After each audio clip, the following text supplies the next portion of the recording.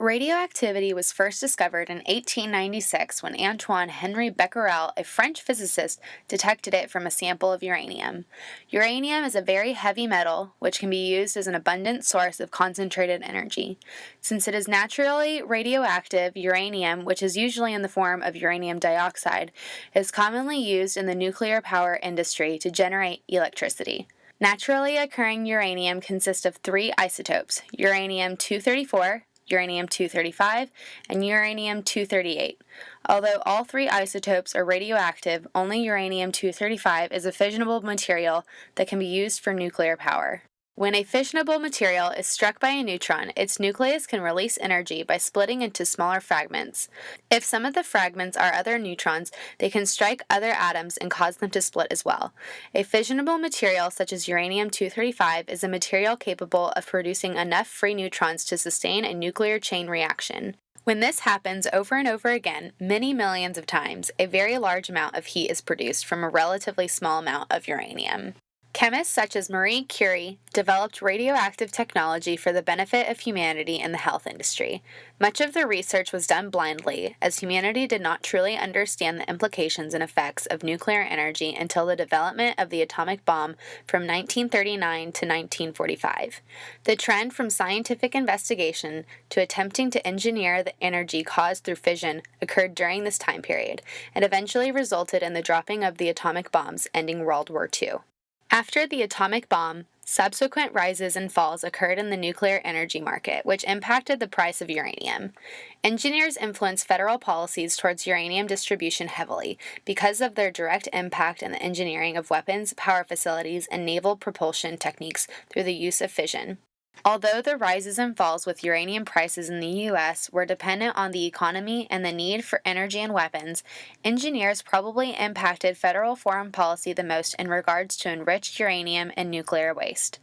Without nuclear engineers and physicists, and the following catastrophic failures inherent in all engineering projects, the United States wouldn't have enacted strict regulations on proliferation in the U.S. and other parts of the world.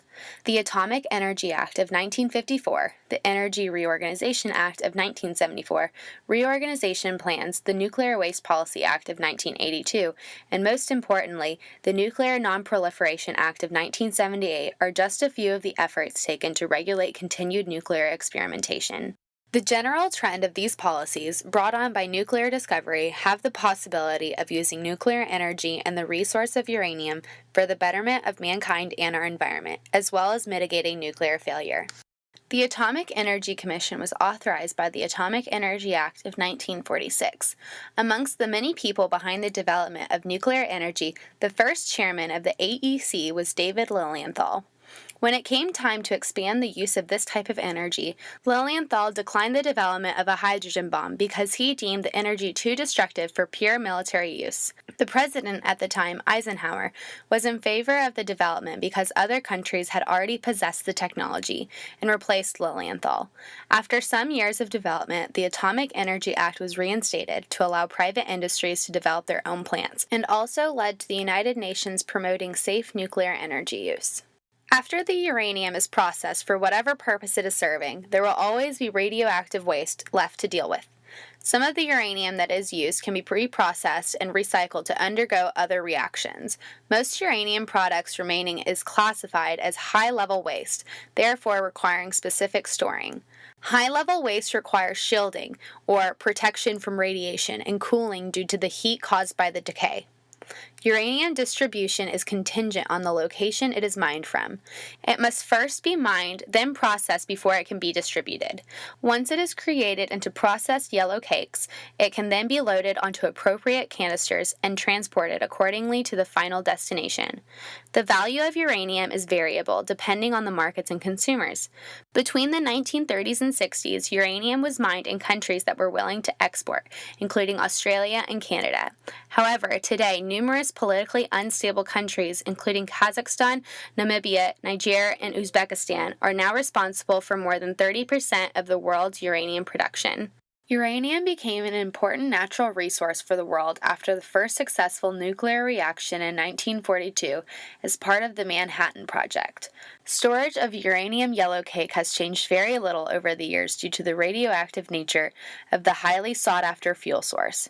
However, the storage of nuclear waste has changed significantly due to the continued study by nuclear engineers and physicists of the AEC. Research performed by scientists like Curie, Becquerel, and Lilienthal showed that even spent uranium was still dangerously radioactive.